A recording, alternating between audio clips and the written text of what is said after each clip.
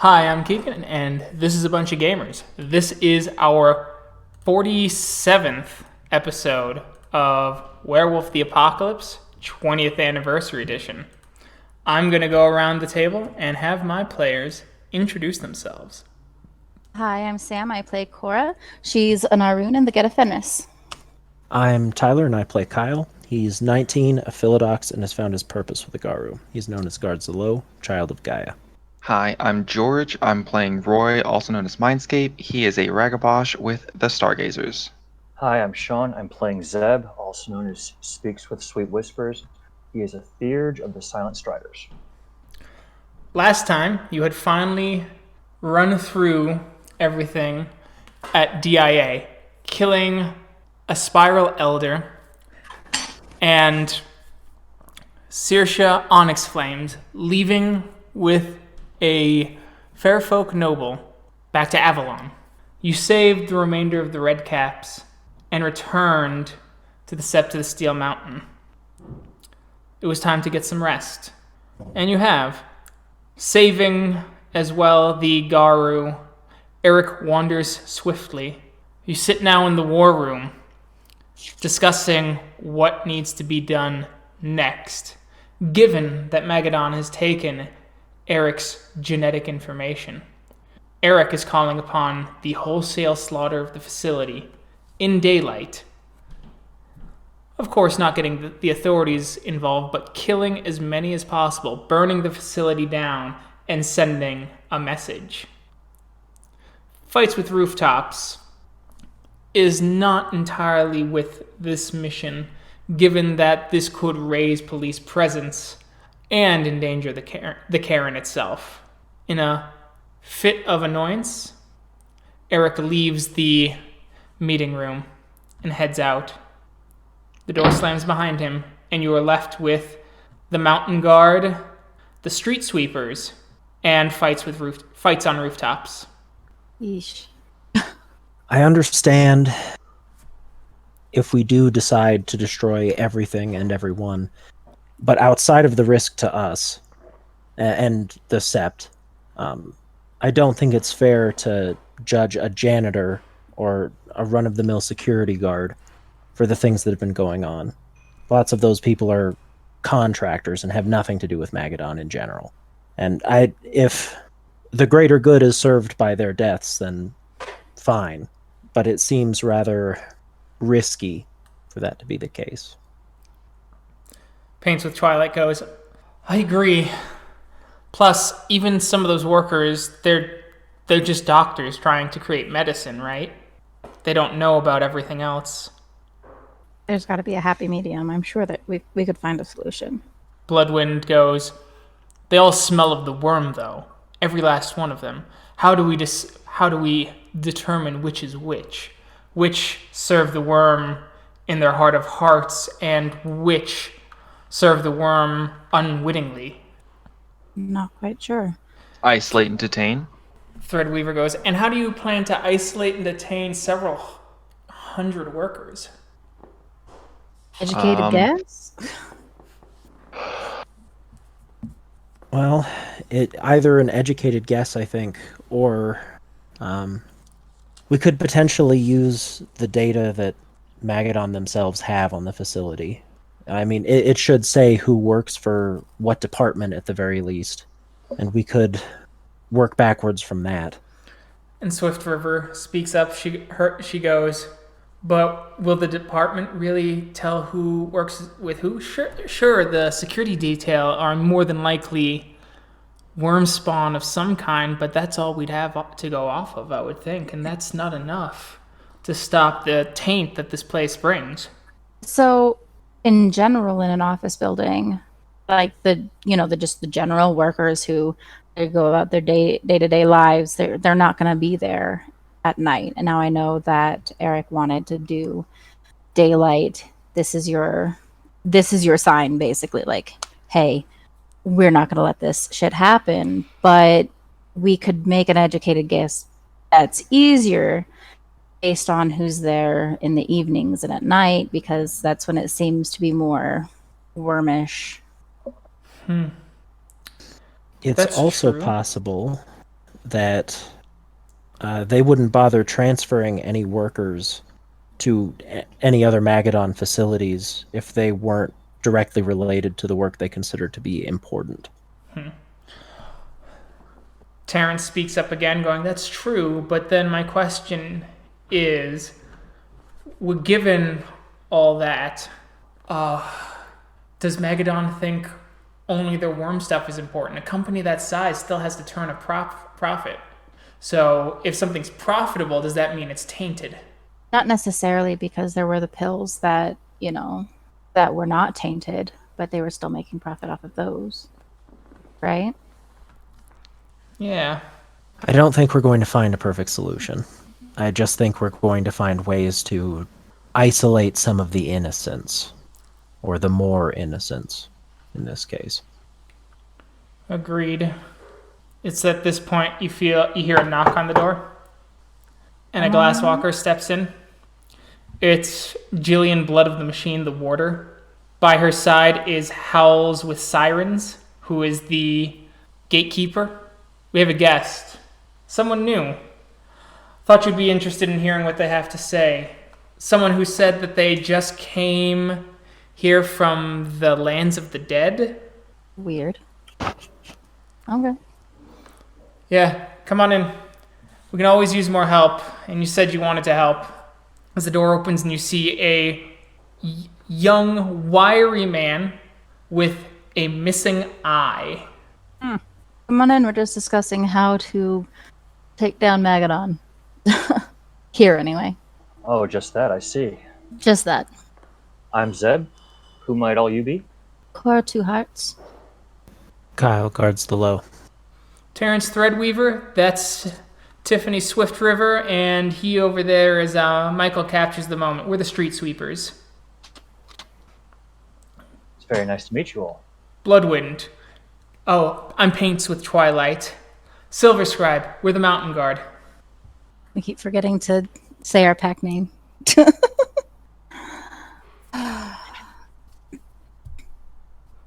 So you said you wanted to help? I'm afraid I don't have an August. I'm happy to help defeat the worm, wherever it lies, wherever it breeds. Good. Sorry I interrupted you. The last one goes, I'm Fights on Rooftops. That's Roy. And over there is Morgan, and they're part of the Infernal Alphas. I don't know why these two decided not to say their pack name, though. Or Fomori's Bane. Fomori's Bane. Oh, you're Mark's pack. Very well. I ran into Mark when we were meeting with the Spirit of Lake Superior. He has a message for you that I was fortunate enough to bring to you now. He said not to worry about, well, now that I think about it, reckoning here, maybe a little over a week ago now, 10 days. He said not to worry. Our paths will all cross again, no matter what paths we take. It's good to hear from him. It's been a while. I was honored to be with him as we achieved our quest to become Foster of the Garou. He is a brave man, and it was a pleasure to work with him, so I'm honored to meet all of you. Oh, congratulations to him then. Yes, and thank you for bringing us tidings. I take it it's been some time since he's seen you all. About a month? Yeah, maybe a little more than a month now. Yeah, it seems like it's been ages. Almost a year. We were, again, fortunate to encounter the Herald of Phoenix, who I think still has some tasks or some requirements of your friend. But hopefully, indeed, we will see him again when he's successful. I'm sure we will. Thank you for your message. It's my duty to the Garou to deliver messages, but you're welcome.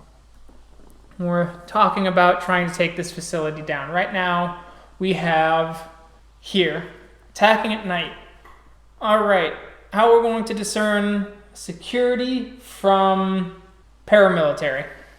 I feel like most of security was in on it anyway. Remember when Fury Song was working there? That it was the additional security. That was the additional security that caught her? Yeah. Not standard. Okay. Well, doesn't standard security usually have maybe a taser? No real firearms to speak of. Our military, I feel like they would have, guns, better armor type things. Possibly, so we'll go down that route as she's writing it down on the whiteboard. What is our goal with a nightly raid besides thinning out some of their numbers? Destroying information. And what if we cannot destroy the information? That is a very real possibility. Take some of it so that we know what they're up to and we can track it. Good. This sounds then that we want a smaller group to attack rather than what we did for the raid. Maybe a couple small groups, yeah. Attacking from different parts of the facility. That would be my recommendation. Fomori's Bane, Infernal Alphas, and Street Sweepers. I think you guys would all be well equipped to deal with this. You, Zeb, what was your auspice? I'm a theurge. Would we like to try and hit this from any sort of spiritual angle? I consider when it comes to just determining, again, who is of the worm and who is not, intensity therein, again, we're splitting some hairs here, I'd say, but I would certainly be willing to assist there. And perhaps there are spirits that witness this building, know the movements, and maybe know someone more malign than others. I could certainly speak to some to see if we're looking at something at the heart of the building, generating taint. I don't necessarily know how large this building is or what your objective is other than just to destroy it, which is fine. But I can certainly look in that angle if that's appropriate to the goal you have. Would any of you like the Strider to come with you? You can join us. Very well. Take some time to relax. You've done well over at DIA. You need some time to collect. Magadon is more than likely already aware of our presence, and another day is not going to kill us. Will we raise the building to the ground after the raid? I guess it depends on what we find. My inclination is to no, solely because that could bring undue pressure onto the Karen, and it is my job to attack the worm outside the Karen, but not to bring any danger to it, as the litany says. That's understandable. Did you have something in mind, Guards of the Low? No. I just believe that Eric will be disappointed by it. I can speak with him, perhaps, try and convince him that this is the safer way. Okay. That might be for the best. Is there a way maybe we could put the building out of commission for a while? If you find a way, I don't see why not. Okay. Do you have any more questions? Or shall we adjourn for the day? Because I don't know about you all. She kind of leans against the wall and some of that old kind of spirit comes back to her from before the first raid. But I'm really tired. And I could really use another night of sleep. Yes. Sounds like a plan. I think sleep would do everyone some good right now. Alright, relax. Calm your minds as the best you can. Do whatever you need to do. It's still early. Looks at her watch. Only noon. But get an early night. We can continue on to our planning phase tomorrow if any new information comes up. Dismissed. Thanks. Terrance kind of goes over to Zeb and goes, hey, we'll talk to the kinfolk. We'll get you a room. It'll be close to where Fomori's Bane and the Infernal Alphas are. Thank you very much. No problem. Who's for lunch? What was that? I said, who's for lunch? Yeah, why not? Good meal. All right. No one else then? Oh, I'm happy to tag along. Yeah, I need some food myself. You're both welcome. You guys I go assume down. Morgan will go off and play her guitar and mope. Play her guitar.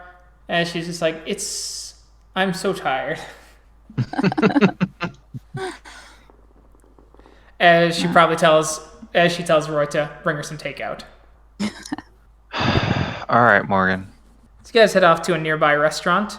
It's pretty packed and fairly noisy, which means you will be able to talk shop pretty easly without being overheard.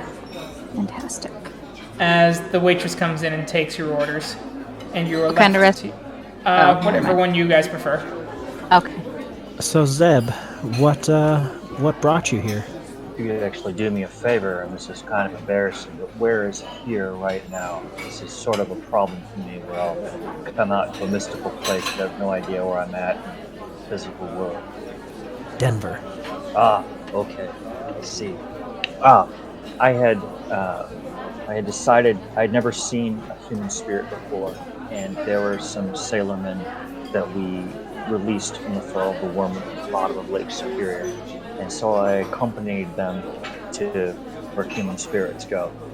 And I had never seen it, and Great Owl compelled me to continue, just to see the trials that the spirits of men might go through, to know them a little better. And then I continued my journey, and here I came once again. I suppose I attributed as much to Owl's intervention, and maybe perhaps Phoenix had his way in this too, or had their way in this too. But I know I'm here now, and I see you have a mighty problem. Always. This Never is a dull moment. this is retribution. This is offense. What is this? A Garou from another Sept was kept and tortured for many months. Experimented on was the purpose, I suppose, but the end result was torture. A friend of yours? Someone you knew? It doesn't matter. It's just more important to the story. No. It's a disgusting. I believe they were part of the Sept here. Okay. They're part of a different Sept, I think. Out of character. Yes, Is it Keegan? Okay. that's correct. Okay. I thought it was a Sept, but Well, it Okay. was a Sept that we've been to, I think. But I don't recall which one. It's one you've heard of. Oh, okay. He's actually from Roy's Sept, but they've never met because this one came in and moved in later on after Roy had left. oh, Yes. nifty. Okay. And I see you've all. Well, I hear you've all had a victory. Certainly worthy of a story in of itself. But now we plan another one, or you plan another one, larger. If I take the meaning or the intent correctly. Smaller, isn't it? Oh, I think so. Okay. Yeah.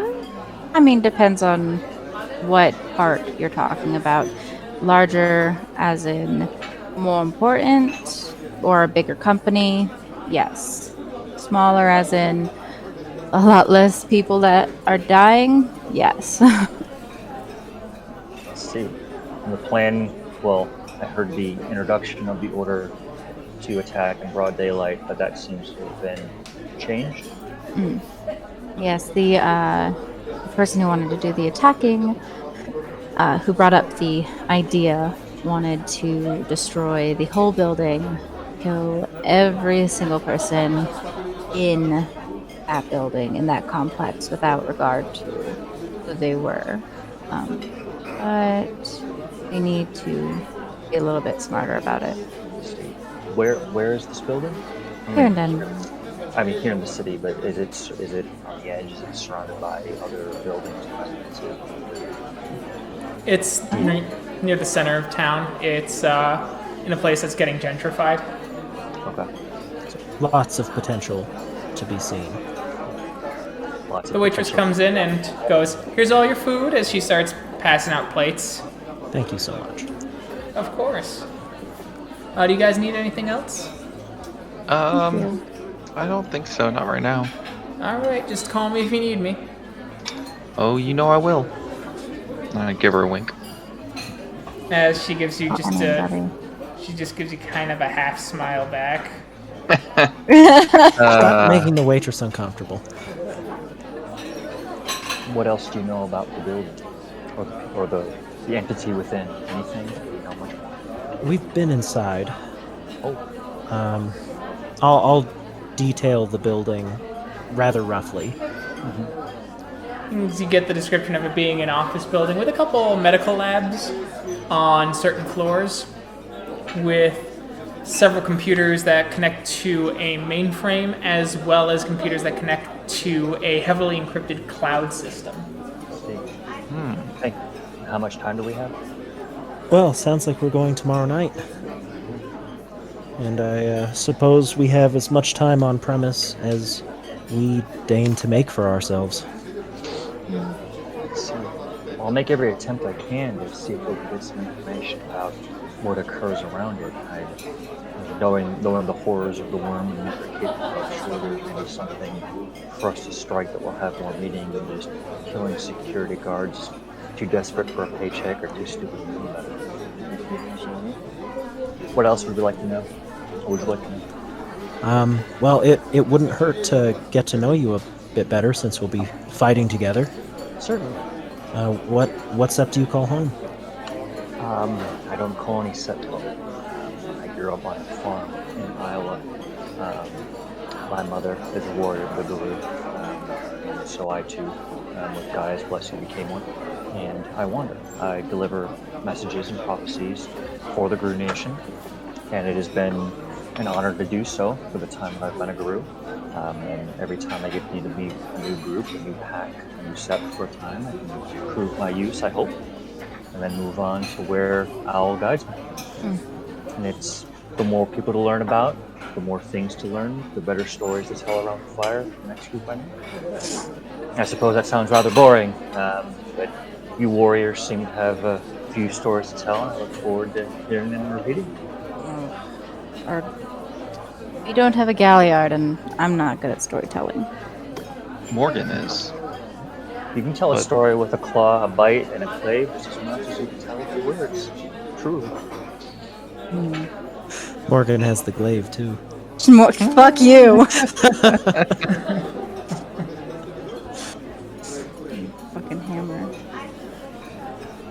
Both. Cleveland. Girl, no. Badass. But if I take it correctly, at the end of the day, this won't be really just purifying taint. This building, or at least what we know, will have to be destroyed. I imagine that's not negotiable. Well, disabled, I suppose, now. Okay. What I'd say is if you can help me walk around a little bit here through Denver, or I can even maybe do it back in the Sept. Try to take a look around, talk to the spirits that occupy here. And if you have some very specific things you want to know, we can ask or speak with them and try to figure out maybe some more information on this location. That would be extremely helpful. Anything they can tell us about the building itself, the rotations of the guards, anything that would be useful. I will probably head back to the Sept after this, though. Regardless of where you guys head off to find your information, I have a few people to speak with. I will probably be sleeping. Yeah, I think I'm gonna sleep too. Well, I'll try to make my actions quick in line with your sleep, so you maybe wake up to some more news and information that you had beforehand. Thank you. Since you'll be joining us for the, I suppose it's another raid, would you like to form a temporary pack with either us or the Infernal Alphas? Oh, well, if you are Mark's pack, and I have had the honor to know him, it would be an honor to be a part of your pack until such a time as I'm guided elsewhere, and that'd be lovely. All right. After your, after talking with the spirits, come wake me up, I guess, and we'll go find Kyle, and we'll talk to Bear. Ah, Mighty Bear. Very good. Yeah.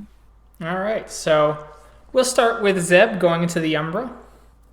All right, I'll paraphrase this. I'm certainly going to be aware of how close I get to this location, Keegan, just to make sure that I'm not, jeopardizing the security of the group.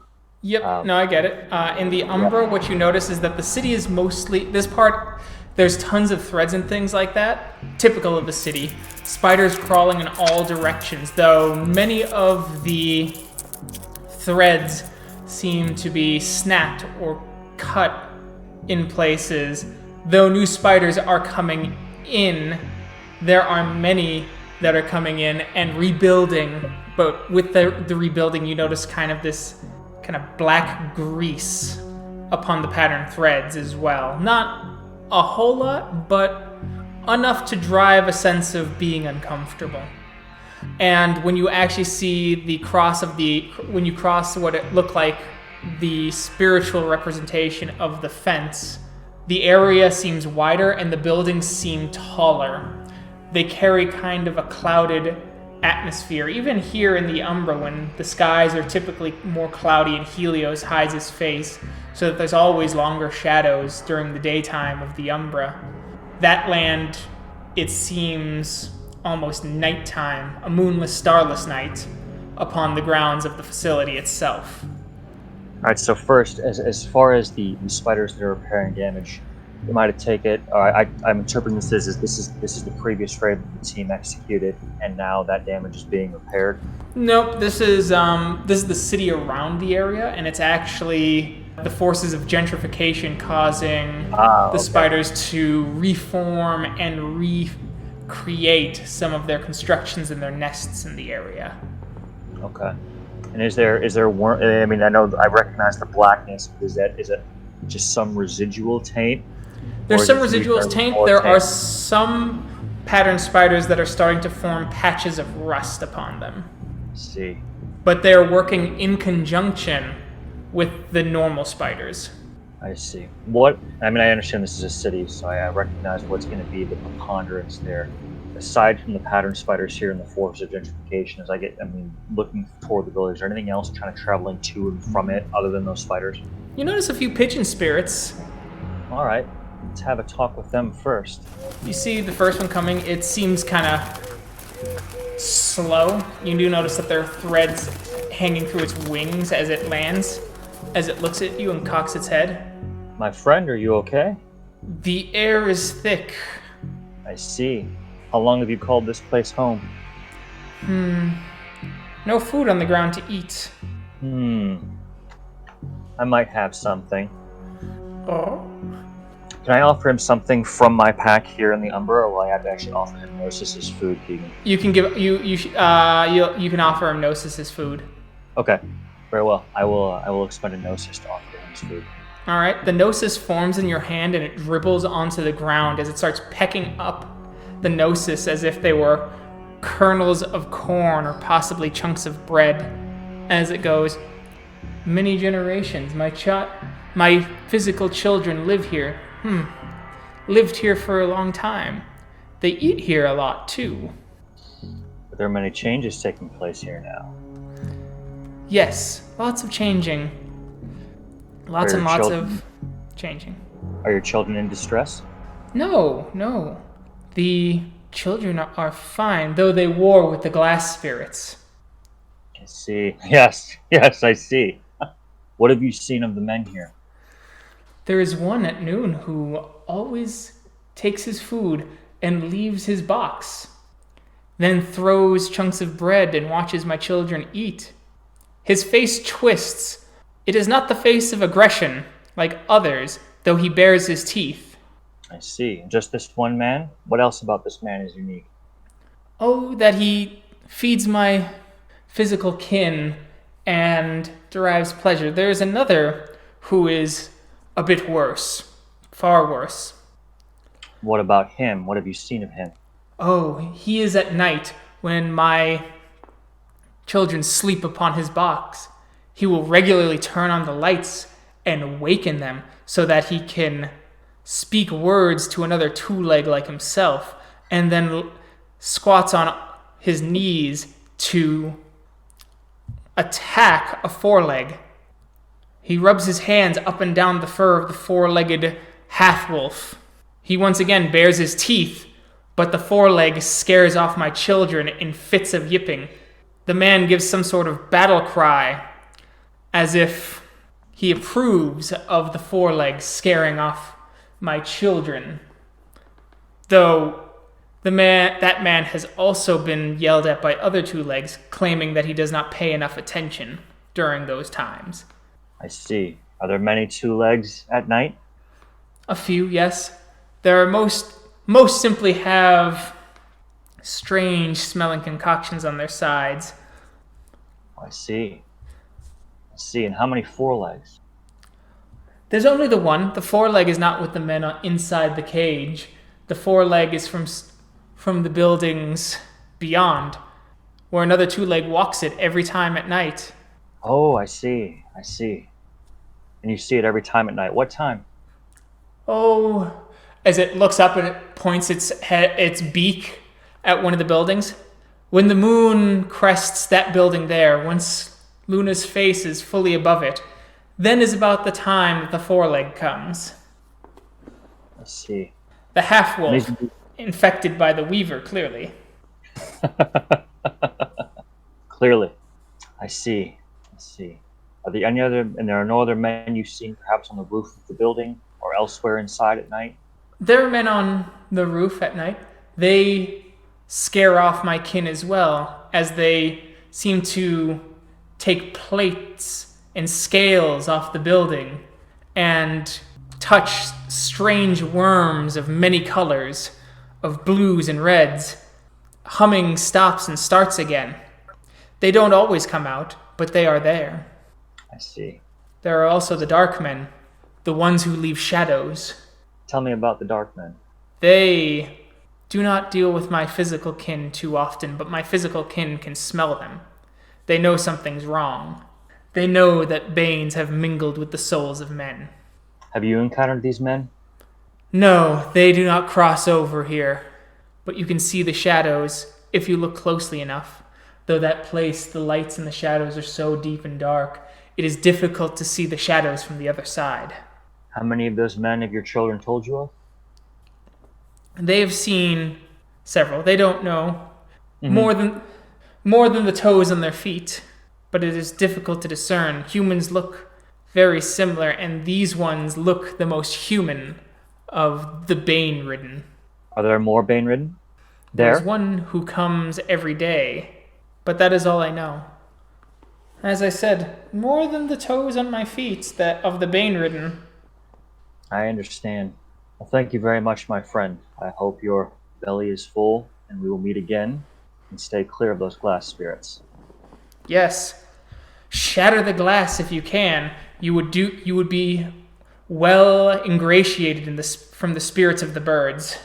I believe some of my friends might have talents at their disposal to do just that. All right, and Kyle.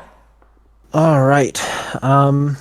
So the first thing I want to do is activate persuasion. Okay, make your roll. For my first conversation, I want to speak with Eric. Okay. You see Eric in the break room, kind of brooding, eating a few bits of food. Hey, man. How'd the rest of the meeting go? Well, to be frank, probably not the way you wanted it to. But that As he is what I kinda- wanted to... As he kind of twitches his mouth a bit, you see a couple hairs form on his face before they kind of sink back into his face. But that is what I wanted to talk to you about. What's to talk about? You want to go easy on them because you still see them as human. No. I promise that's not why. Okay. So, I have, I think, two concerns.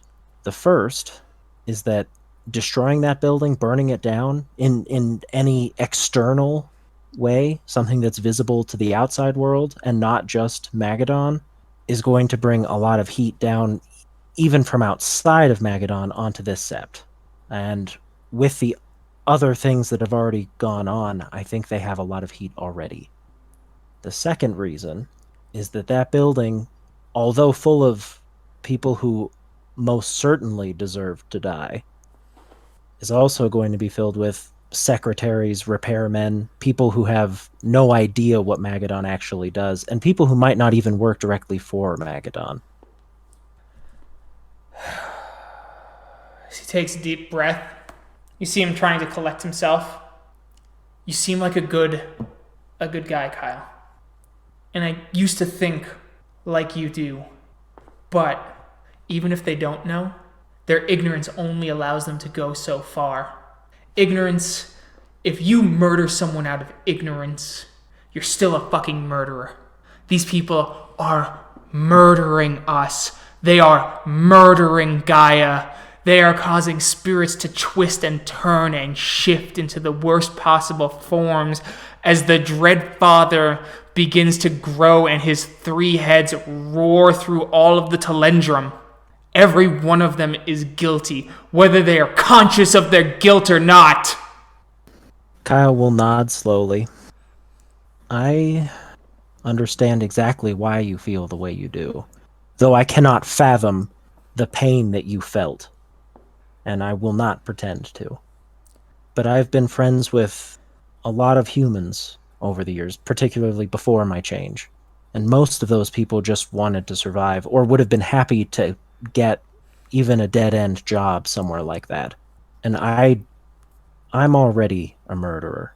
But if I can choose not to kill someone who hasn't directly harmed the Garou, I will do my best to do so.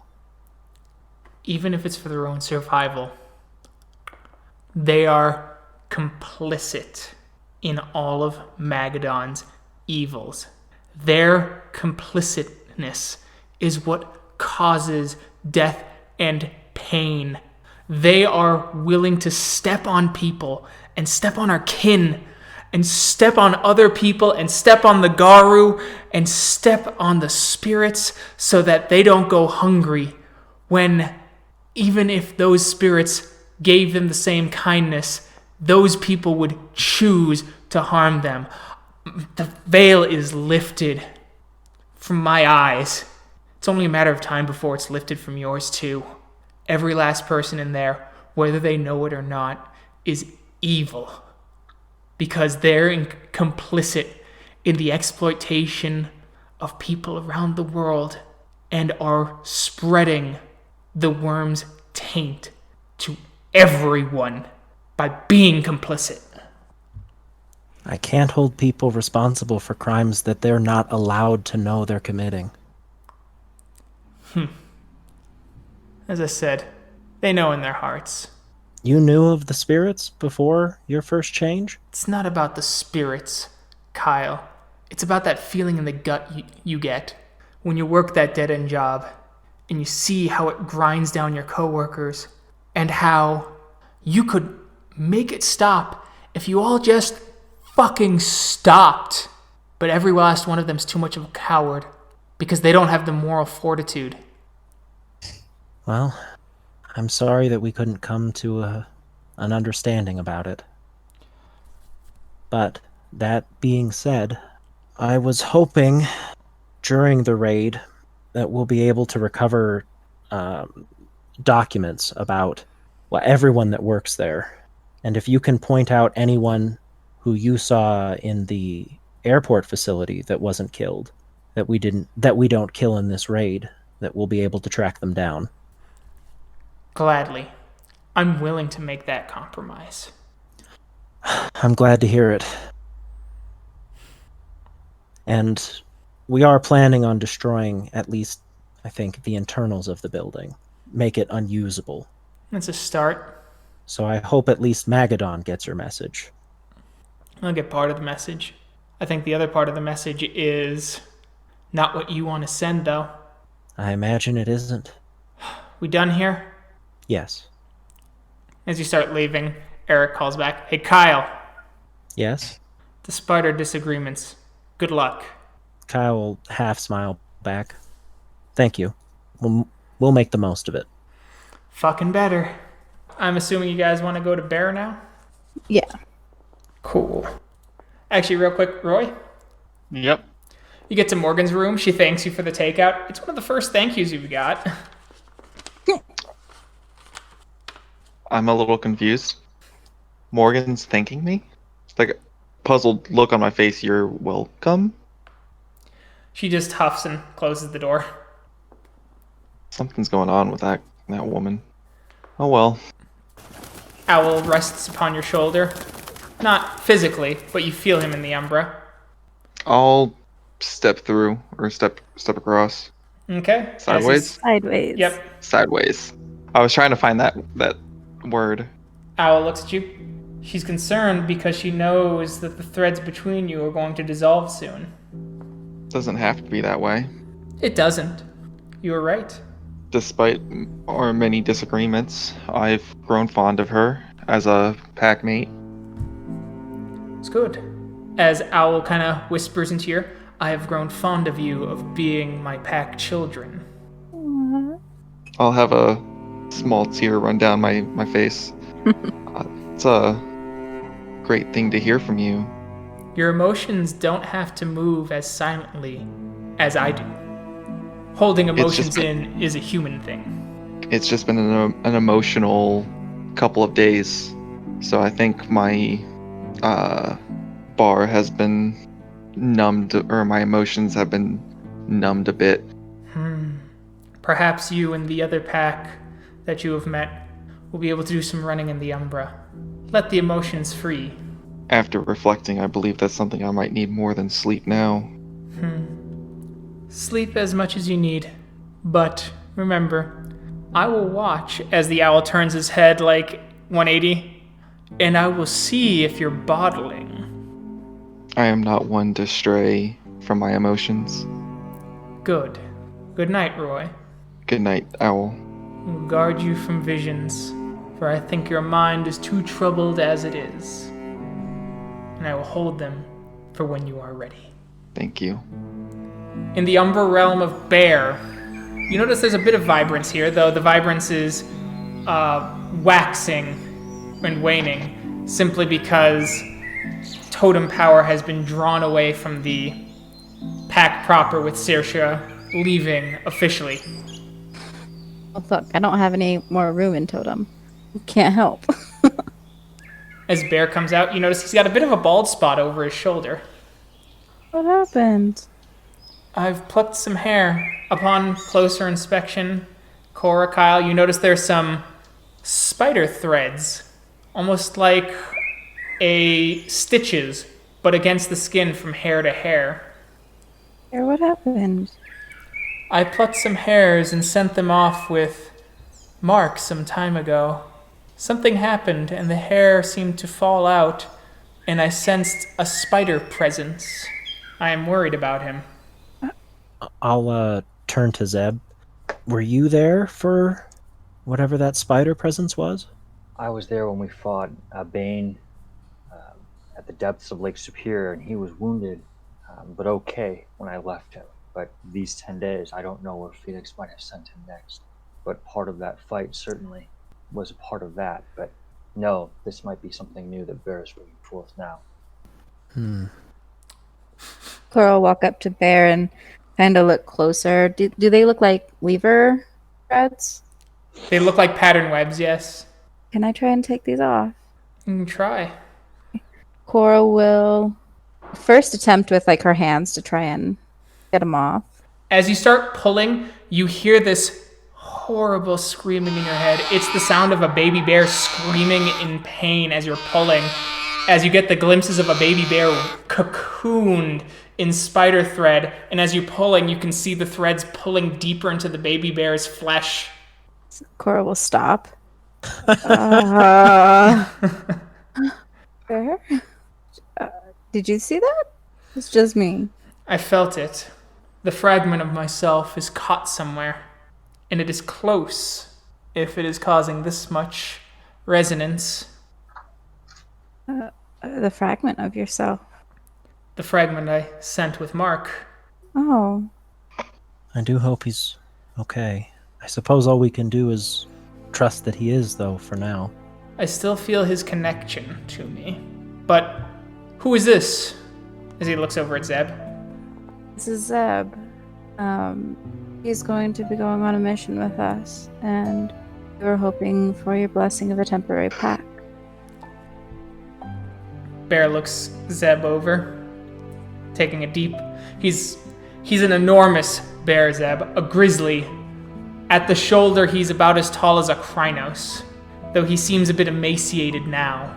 I'll be looking up. Time speaks with sweet whispers, mighty bear. I serve Owl normally as a messenger. I'm happy to make a pact with your pack here now, and to you to go and defeat the worm. The bear gives a deep breath and sniffs you.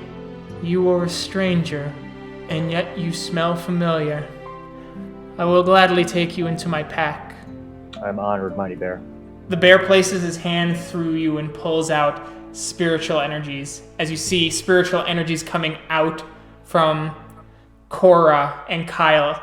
As they go to Bear's heart, Bear takes your spiritual energy and places it into his own and connects them all as the threads vanish. And you are connected via pack, as you notice from your totem point now.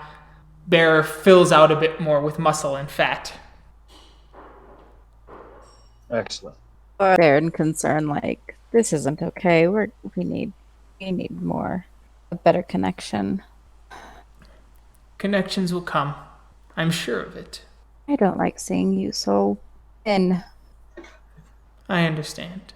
Go. Do not worry about me for now. You have something to accomplish. We always have something to accomplish. Hugs first, though. Hugs first. As Bear pulls them in, and then he looks over at Zeb. Going for the hug. As he pulls you in as well. And Theirs is the best. And you return to the Sept to get the rest of your night's sleep. You spend the night sleeping, regain 1 point of willpower. Yes. For the night's rest. As you go and enter the quote-unquote war room once again. This time it's only the street sweepers as well as yourselves sitting around with fights on rooftops. Let's talk about what we're going to do tonight. Has anyone done any sort of reconnaissance, or does anyone know anything we need to know tonight? I've done some reconnaissance during the night here. I can tell a little bit about what the spirits I've talked to have seen. Please. I'll be quick. Yes, share with the class. I spoke with a pigeon spirit, and they spoke about many of their children, and the observations they have of as far as security goes. Now, keep in mind, again, I'm talking to a pigeon spirit. It was difficult to talk to others. There's a lot of pattern spiders around this location, for obvious reasons. In addition to just the gentrification here, so the number of other spirits there, especially close to this building, were few. Talking to pigeons specifically. Noticing normal humans that were guards, the actual physical number of guards at night, especially, were fairly few. And there was actually a pretty routine, and I can determine the time. A pretty routine moment when usually a person walking their dog encounters like the outside security guard. And this could be a moment of infiltration, perhaps. Otherwise, at least the number of people there, other than like cleaners, externally very few. However, what Pigeon did identify were several Fomori. More than the toes on his feet, and after consulting a quick search of some books, that's more than 4 toes on a pigeon's foot for our trivia tonight. And then one in particular that generally visits on a daily basis that is, say, far greater in scope or power, or at least the darkness that it carries than the normal 4. So there are some that are fairly human looking that are infested. And there's one in particular that is particularly sinister in nature. But beyond that, if we were talking about at least the level of taint and what we might be dealing with, surely these might reach the top of your list. But again, like I said, beyond that, especially at night, with fewer guards there, perhaps that means fewer people to deal with or get by. Good. Threadweaver? Yeah, we looked into it a little bit, and it looks like some of their security system is a little too secure to crack. It would take a lot of time, and if we failed, it would trigger some events to let them know instantly that we were in. So what we got to do is go slow.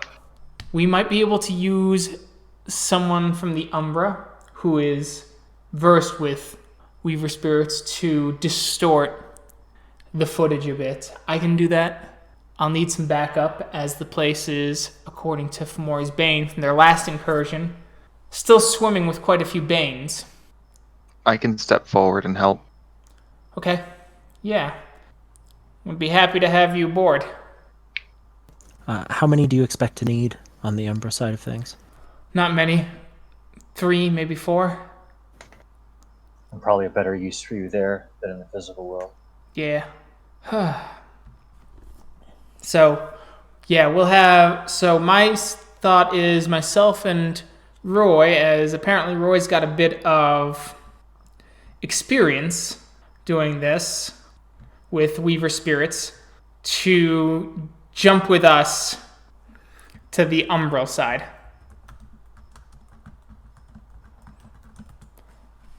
Then you guys go to the physical world and try and find whatever evidence you can. Just information, or information, kill who you gotta kill. Sure. Yeah, can do. We are going to try and recover, just like a staff sheet, something from HR that has both pictures and names on it, so that anyone that doesn't get killed, we can bring the sheets back, show them to Eric, and he can point out anyone that he saw in the airport facility. That's smart. Those will be our, I assume, highest priority targets. Yes. Kyle, do you remember where HR was?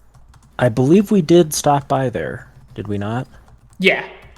You Then did. Yes, I absolutely remember where it is. Will anyone... There was another pack joining us, correct? Out of character? Yeah, it was just you, the Infernal Alphas, and the Street Sweepers. Oh, okay. Yeesh. It is worth noting, though, well, I suppose unless Zeb is, neither of us are particularly competent with computers. I mean, I can use one, but that's about it. So any information that's a little harder to get to will be out of my reach in particular. Okay, we will send... Then, how about we split up a bit more? My suggestion is then that Captures the Moment goes with you guys. And either Cora or yourself comes over to the Umbra side to defend us while we deal with the pattern spiders. I'll go to the Umbra. That sounds good. I have a better knowledge of the layout of the facility. Mm-hmm. Sounds good. All right. Sounds like we've got a plan. So it does. So, we'll meet up tonight. Sounds good to me. All right. See you guys tonight. Mm-hmm. Do you guys... So, Roy, you wanted to go and do some meditation? I do. I need to get some Gnosis back. All right. Wits Enigmas, difficulty 8. Could we potentially do a hunt? You could do a hunt. Because I also need like 3 Gnosis, so... Okay. Yes. And you have I guess a hunt would be better. Zeb, do you have the right to start a sacred hunt? I unfortunately do not. Let me check if it's actually a right, because it's really unclear in places. So give me just 1 sec. Yep. Let's go to Gnosis. Oh, you just have to summon one. Oh, okay.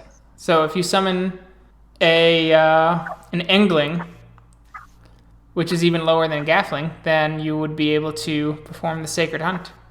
Okay, well, I have Rite of Summoning, so then, yeah, there we go. That's fine. So that's doable. Yeah. Cool. All right. All right, so enter the Umbra. Power level of the spirit determines difficulty level, and Gaffling's 4, so if we're talking underneath that. It'd be an Engling, so it'd be 3. Yeah, so make a Gnosis roll and achieve as many successes as possible with the following results. And then the success range determines, hey, whether or not the spirit's initially hostile, still initially hostile, spirit comes ability is neutral, etc. The more successes, the better the result. All right. Yeah, so it's Wits Rituals. Which rituals? Okay, great. Standard diff? Difficulty 3. Oh, Because okay. it's an Engling. Oh, that's right. Okay. All right, 4 successes. So you summon it, and the spirit agrees to the hunt. All right. You hunt swiftly as a unit, and you bring it down. Woo. And so you regain all your Gnosis. Feel a lot more comfortable now. I don't feel comfortable. I have 1 rage. You'll get 2 more. Oh! Yay! I could try and make you mad. Thanks. Fairly easy to do. Cora and Roy, you shift over with the Street Sweepers and get ready to move along. The transition is rough. You feel the pattern threads upon your body as it feels like walking through easily tearable wool as you rip through between realms, and you feel the crawling upon your skin and upon your fur. Gross. I'll try and pat myself off. Terrance, you will have to roll Perception Occult to try and get a lay of the land and trace back to some of the spider spirits so that you can follow them to their appropriate cameras to shut them off without actually hacking the cameras. Happily. What's the diff? 6? It is going to be difficulty 9 minus your dots in computer. Okay, so diff 7. 3 success. 3 successes. You follow down the line to the first place, and you see the spider spirit moving along the camera, twitching, looking up. What is it, cockroach child? I was hoping you would be able to confuse these cameras for us. And what will you give me? You asked me to do something against my very nature. Of course. Threadweaver will first offer a gnosis, Okay. and then the promise of a favor at a future date, because this is probably not the only camera that will need to be disabled. And the spirit goes, very well. I will take the favor. Yes. Uh-oh. I will ask then that you go to a nearby secret place and you will set up cameras there. Yes.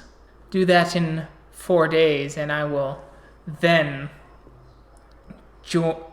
I will agree to this and I will do what you ask. Happily, spirit. As the spirit nods and continues on, the place continues onward. You see spiders scurrying in all directions, rust upon them. This office building looks decrepit, yet clean at the same time. The walls exude an unnatural sort of white, pleasant look, yet if you look between the lines, you see dripping of black ichor as beasts of rust spittle upon it and move their twisted strands along in all directions. I'll need another roll, Terrance. Okay. While I'm doing this, I'll also say it's more corrupted here than I expected for an office building. Was this what it looked like when you were last here? Out of character, this is the place that we ran into the business Bayou spirit. Yes. Then, yes, this is about right. Terrance, you start moving along, trying to find it. You hear kind of a strange whistling noise, or a strange kind of chime. You do as well, Roy, Cora, and Tiffany. A chime from what direction? Almost musical. Several. Above, down the hall, down the way you came. Do you think that's the alarm? I would think it would be a bit more... No, it might be. It's very out of place for this area. The musical chime almost sounds louder, like it's getting closer. There's more of it, too. Cora's gonna shift into Krynos. Okay. Yep, Tiffany will do the same thing. Same for Threadweaver. I guess I'll do the same. You see living patterns, strange, living Mobius strips, double helixes, perfect spheres, moving in all directions, shaping themselves as you see them stop and spikes come out of them and then reform into their nearly perfect forms. Yet there's something off about them, something different. I'm gonna do a perception check.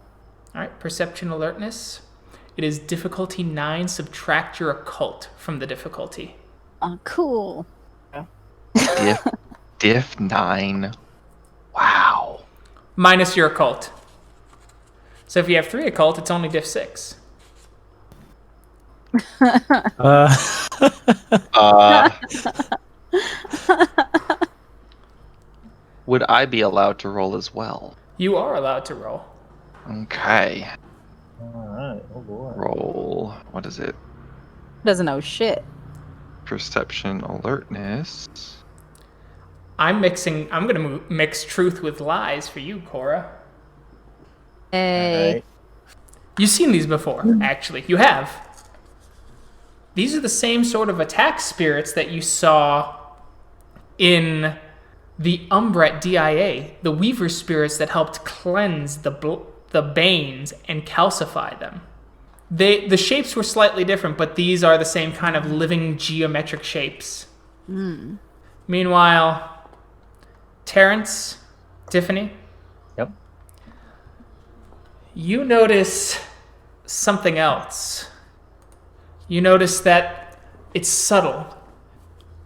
In the briefest shimmer of these things, you see glimpses of what appear to be money and coins moving through that, which on its own isn't necessarily concerning, but then you see that there's tarnish on the coins, and on the shimmer, you notice balefire green. they're corrupted. Alright. Yeah. Let's go! And she'll charge forward to attack. Cool. Yeah. Initiatives, everyone. Oh. I don't think we had to attack them. Roll 1d10 plus dex. That's right. Cora has like 700 initiative. Hey. Holy shit.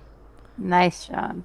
So, it's- Tiffany here's brings a lot more to the fight than old Zeb does. So.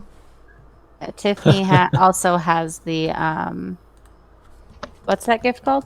Spirit of the Fray. Right, Right, yeah. yeah. I had to pull up the PDF here, make sure I knew what the hell she had, because he was like, "Oh, okay." Yep, no. Get right, quick, Fair. quick. Alright, I only rolled a 4. Are you freaking kidding me? Okay. The spirits get to go first. There are the spirits declare first. There are 4 of them. You hear them hovering and seeming to, at least on instinct, avoiding Terrance, at least initially. They seem to be heading towards Tiffany and Roy. I'm going to roll a single d10. Evens. Roy. Odds. Tiffany. So the 3 spirits will surround Tiffany as they begin to activate some sort of strange power, as they seem to be shaking and vibrating in unison, their bodies shifting in what are, in truth, beautiful shapes of diamonds and crystals, snowflakes, every sort of geometric shape that math could ever imagine. But between them, you notice the threads beginning to form as their power seems to be directed towards Tiffany in some sort of terrifying way. Terrance, what are you going to do this turn? I think I'm going to use Battle of Mandala. Okay. Sounds good. And I think that, yeah, that's Gnosis, so I can't do anything else. Yep. Next is Roy. I'm going to use one of my rope and try and pull one of the spirits away. All right, sounds good. Cora? We'll just claw at one of the spirits. It's a single one. Okay, so just a single claw? Yeah. Save my rage. All right. Sounds good. And finally, Tiffany. All right, so there are 3 around me. How many others are there? There's a total of 3, I believe is what I said. Oh, so all 3 of them went directly for me then. Okay, Yes. got it. All right. So I will attack, but I will expend a rage for an extra action. Okay. Both will be claw attack actions. Okay, you attacking just one or both? I will Or attack two. I will attack 2 of the 3. Okay, sounds good. All right. All right. So first one. I'm just gonna roll their soak right now, and difficulty 6 for claw. Okay. So first attack. Okay, and that's all rollover. So 5 plus 2 plus your Krynos strength. 7 damage. Okay. And then the second attack to a separate one. And that's all rollover. Okay. So just one less than last time. So 1 damage. Yikes. Okay. The dice giveth and the dice taketh away, my guy. They surely do. Cora. All right. And which one are you attacking? Just the first one, or? Yeah, just the first Okay. one. All right, make your roll. Hey. So I'll roll over. Hey. All right, so 2 damage. And you're just doing the 1. So Yeah. next is Roy. Yep. And what was it that I rolled to use my rope? We're Do we do- we're gonna do Dex Athletics or Dex Melee. Okay, so yeah, it's the same thing anyway. Basic difficulty though, right? Yes. 1. All right, so we're going to do a contested roll. Roll your strength plus that 1, and I'm going to roll this Spirit's Rage. Difficulty 6 for the both of you. All right, you 4. successfully pull it away from Tiffany. Woo! All right. Terrance. Okay, so I am using Battle Mandala. So for everyone else, a mystical sigil burns itself into the ground around the Thurge, visible only to those with Gnosis ratings. The circle drains the essence from spirits caught within its web. Cool. Hell yes. And it is 15 meters large. All right. As it goes out, as you see this kind of thread of mythical web starting to form, it looks almost like stringy cockroaches biting and pulling essence into the sigil. Cool. So they will all lose 1 power. And now the one that got pulled away cannot act, but the 2 that are around Tiffany, they continue to be there, and their threads burst out in every direction, and they start wrapping around Tiffany. Your dexterity drops by 2 as the pattern webs start to cling to you, and you actually feel yourself being pulled into and cocooned by the gauntlet that separates reality itself. All right. It is theirs again. The 2 that are there are going to do the exact same thing.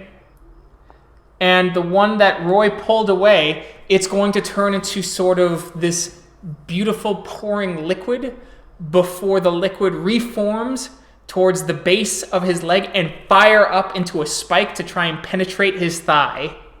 Great. Terrance.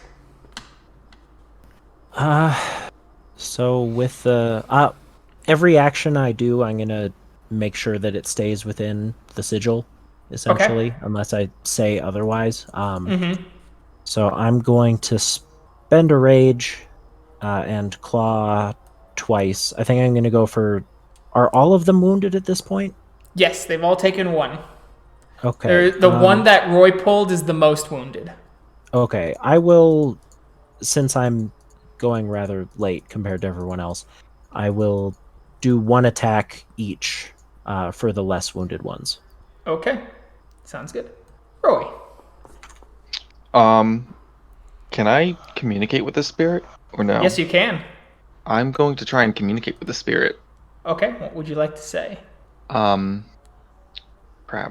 I didn't think this far ahead. We can get to it at your turn. Yeah. Okay. Cora. Claw the same one that I did my damage to. Okay. And Tiffany. I'm going to expend a willpower for Shield of Rage to Okay. reduce the enemy's rage by 2. Okay. And then I will. I mean, I have 1 of 2. I'll attack one of them claw attack again, understanding that I have the penalty for dexterity. All right, make that attack roll. I will make Okay. it soak roll. 2 Good. rollover. So 2 plus 2 plus your Krynos strength. Damn. So you did 5 damage. Next, and then were you doing 2 attacks? Or no? No, I mean, I spent the willpower for Shield of Rage, so. Okay, cool. Okay. Yep. All right, Cora. Alrighty. All right. You did 2 damage. Roy? Oh, spirit, what great evil has befallen you? And the spirit responds briefly. It's that once again that musical chiming, but it's got that kind of off-kilter screech in between that is like nails on a chalkboard.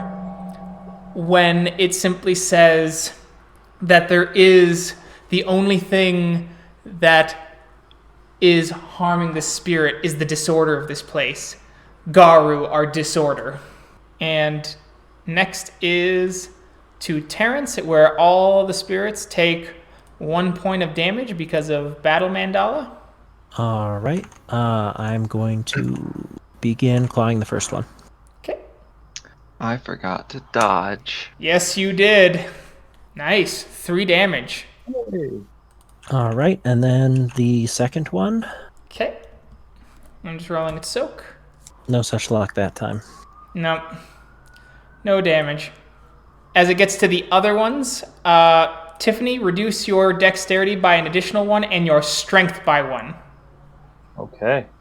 And now the one that's attacking Roy. Roy, don't forget to roll soak. Yep. What are the 2 skills for that? It is just stamina. Just stamina. That's what I But thought. this spirit's rage is 2 less thanks to Tiffany. Woo! Thanks, Tiff. You successfully soak. As the blade kind of strikes the flesh, only does a minor cut, doesn't really hurt too much, as your wound instantly heals as you feel the cold sliver of metal. It feels like metal and water at the same time. Almost like rusted lake water. Okay.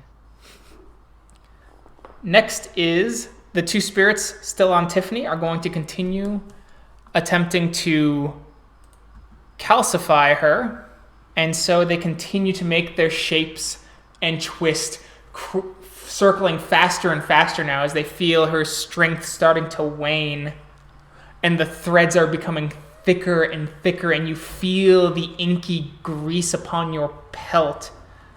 It's like bathing in crushed insects with spider threads running along you. Terrance? Can I pull Tiffany out of that horrible Not thing? while they're weaving. Okay. Then I am going to... I'll make a single claw attack against the one that's weaving. Okay. Roy? I want to talk to the spirit some more, because if they helped us in the attack on DIA, then they don't actually think we are the cause. So yeah, I'm gonna talk and dodge. Okay. Talk and dodge. If you don't spend rage for the dodge, you will be at a -2 die penalty for the dodge. Okay. Okay. So, just letting you know. Are you going to spend the point of rage or no? Nope, I'm good. All right, cool. Cora? Just gonna claw again. Just going to claw again. And Tiffany. Can I actually go? Can I slice at these threads with my claws, or is that kind of impossible at this point, given how much they've woven around me? It's going to be difficult. Do you still have any dexterity left? I do. I do still have dexterity left. Okay, or it's going to be an attack, huh? All right. I will. Very well. I'll spend a will for 2 auto successes via Iron Resolve, and Okay. I'll roll an attack. Cool. The most damaged or the least damaged? The most damaged. All right, make that roll. All right, so let's do the And that's it, soak roll. initial attack. Okay, let's do my initial attack to see if they get me bonus love off the dice. All right. So, total of 4. Okay, 4 plus blah minus 1. 7. Come on, dice guys, don't fail me now. All right, 1 damage. Ugh. As your claws are getting weaker, as you feel your arm physically going slower as you hit it, and your claws spark against the almost metallic, but also at this point simply beautiful emerald color. As the sparks fly and you hear the twisted shrieks of the spirits. Once again, a sort of sing-songy wind chime noise with an odd twist of a screech. Oof. Cora. Uh, It's all rollover. That's soak. Is it soak? Oh, gross. Do you want to use your mulligan chip? Yeah. Oof. Fucking A. All right. So it's soaked. Roy. What do you mean, Garou, bring Discord? You helped us at DIA capturing Banes. Banes do not bring as much discord as Garou. Garou change. Garou change too much. Garou change their form. Garou bring chaos. And it's going for... Alright, actually, we gotta wait for Terrance first. So Terrance, Battle Mandala, all of them take 1 point of essence damage. All right, and claw. Alright, that's all a rollover. That's its soak. Christ. Man. Ah! Ha! And you did exactly enough damage to kill one of the ones weaving around Tiffany. Success. Woo! Thank God. Tiffany, Tiffany the might last still be able to one, live. the last one is continuing to thread by itself, and it's going to spend its point of essence, and through that expenditure of essence, you lose another point of dexterity. And the one is coming after you, Roy. You may dodge. Oh. You successfully dodge as the thing tries to spike you, and it loops around almost infinitely into a sort of Nautilus pattern, or the Fibonacci pattern. Ew. That spirit is now going to attempt to ignore you, Roy, on its declaration, and it is going to join its fellow in continuing to weave Tiffany into the pattern web. It's still caught in my rope, though. That's true. So it will try and break out of the rope and do that, basically. Okay. Next is Terrance. What are you doing for your action? Just one more claw, I think. Okay. Roy? I'm gonna actually try and offer Gnosis to the spirit Okay. and see if maybe I can't try and remove the rust and the I'm sorry, I'm blanking on words tonight. The Taint? corruption. The taint. Thank you. Cora? I'm gonna claw again. Okay. And Tiffany. Alright, so I am at dexterity 0. Can I still expend the willpower for Iron Resolve for 2 auto successes on hit and just have it be my attack roll? You can, but you will have to do something special like spur claws. Okay, then that's exactly what I'll do. It'll be Spur Claws. Okay. Alright, and let me just make sure that I got what Spur Claws requires. If it requires anything else. Can I expend a Rage and a Willpower, though, in a turn? Yes. You just can't spend Okay. rage and rage and gnosis in a turn. Okay, very well. I will expend the Willpower for 2 auto successes and expend the Rage for Spur Claws. All right. You start to shake. Your hands start slow, and your hand is stationary as you concentrate with 2 successes only, as you're not able to move, and your claws shoot from your hand in a bloody spurt towards the creature. Roll. That's all roll over though. So roll your damage.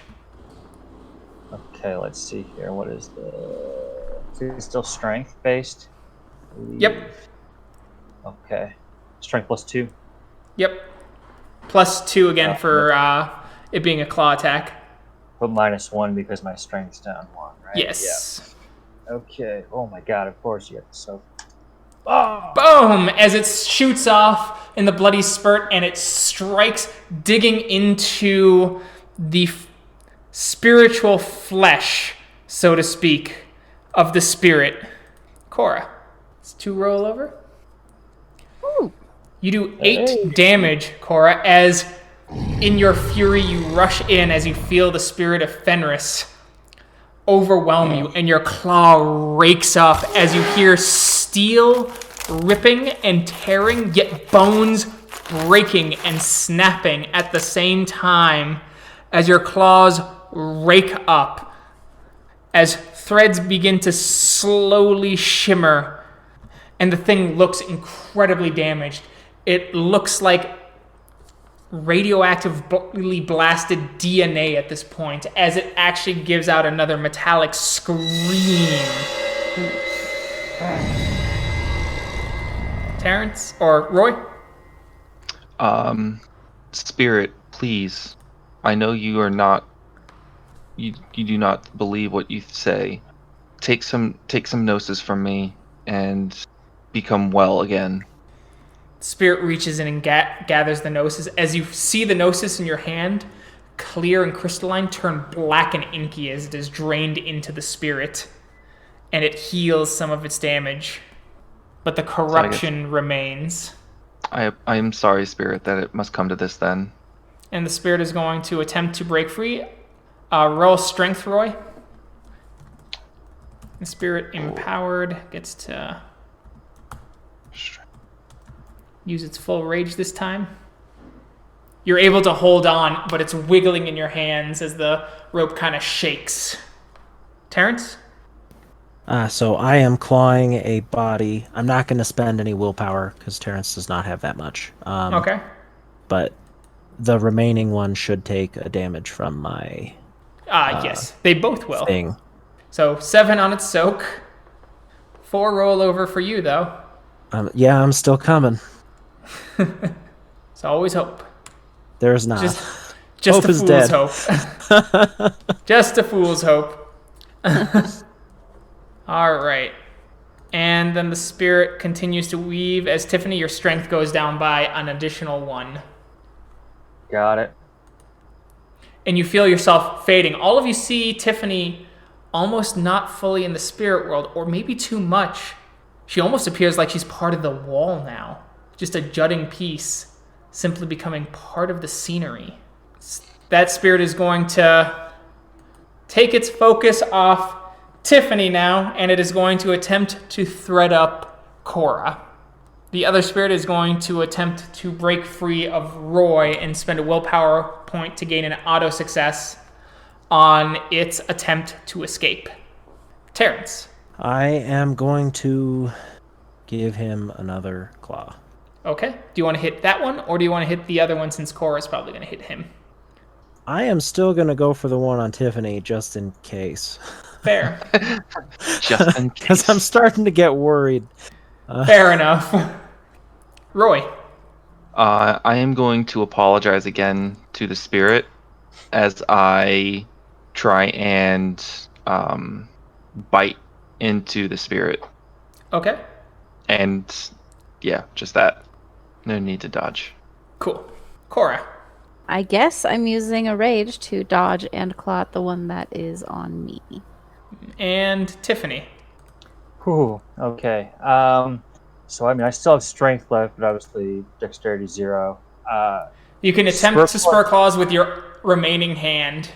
With my remaining hand, all right, very well. I will expend a willpower for 2 out of successes from Iron Resolve, lower rage for spur claws, and try to make the magic happen. Make that magic happen. Roll damage. I'll roll soak.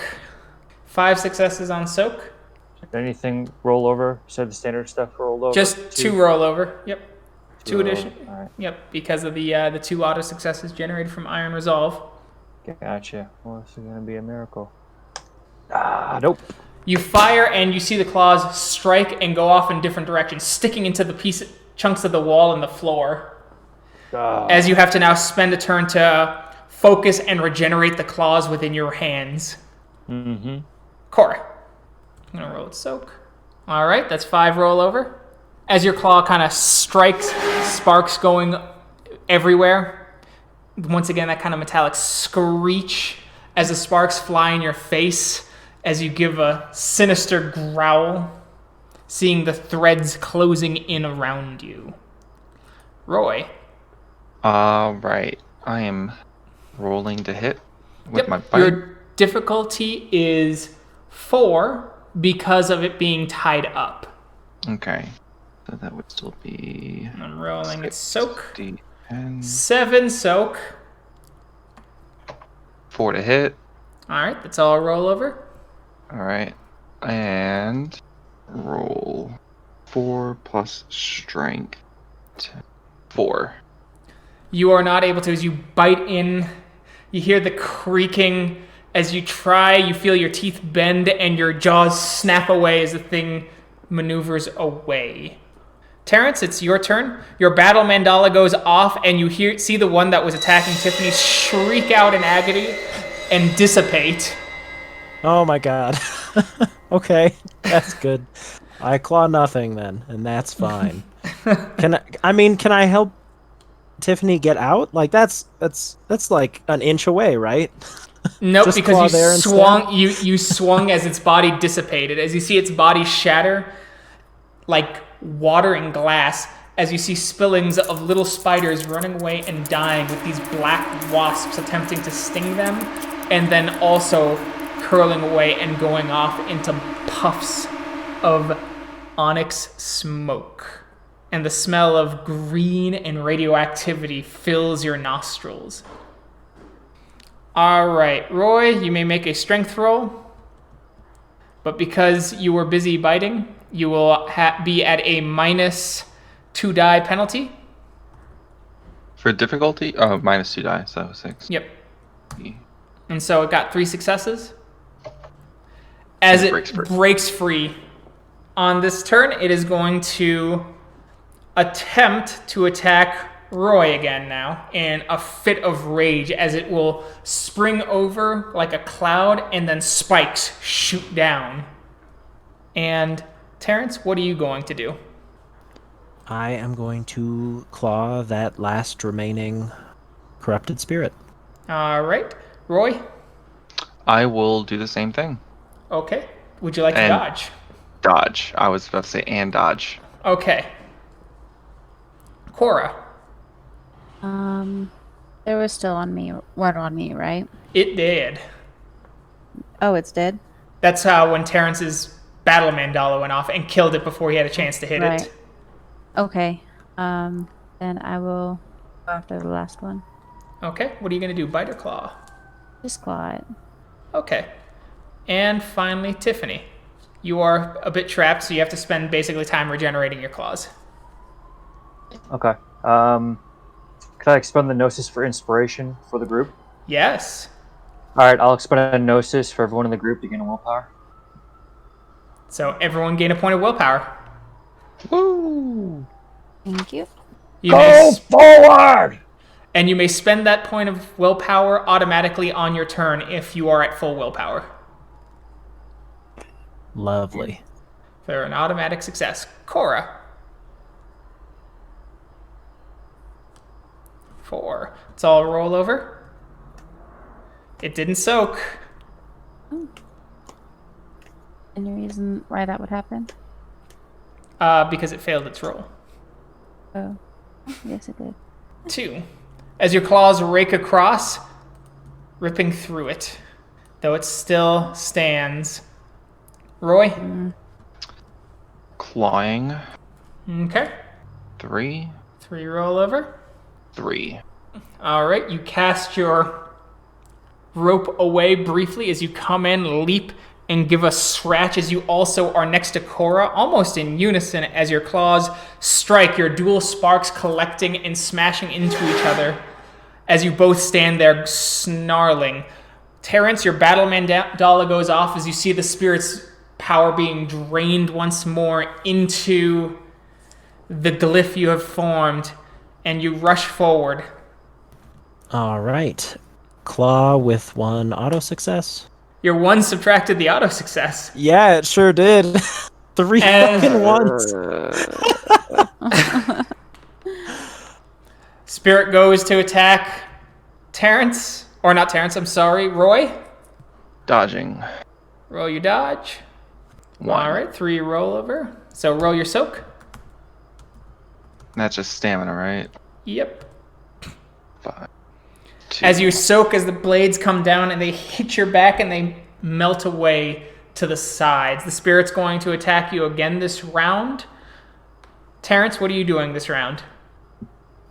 I will do 1 more single claw, and hopefully this is the last one that's necessary. Okay. Roy? I will do the same thing. Alright, Cora? Just gonna claw. Okay. Tiffany, you have 1 set of claws back. You might just want to wait. I think I'm just gonna wait. Alright, Cora, make your attack. That's its soak. Ew, gross. As the claws rake and spark. Roy? 4. Alright, that's all a rollover. Wow. Wow. As your claws rake in and the spirit screams out, shattering once again, breaking over you as you see sprays of mathematical equations shriek out in all directions and shatter upon the world around you. I will run over to Tiffany and try to help. As you do, as you kind of pull out and you feel that your claws digging into a strange space between existence and non-existence, as you rip her down and you see the threads hanging in space and part of the scenery itself. And Tiffany is freed, and Tiffany regains all of her attribute dots. Woo! And we will see how much further the pack goes next time. Thank you to everyone who listened. We will see you in our next episode. Bye. Bye.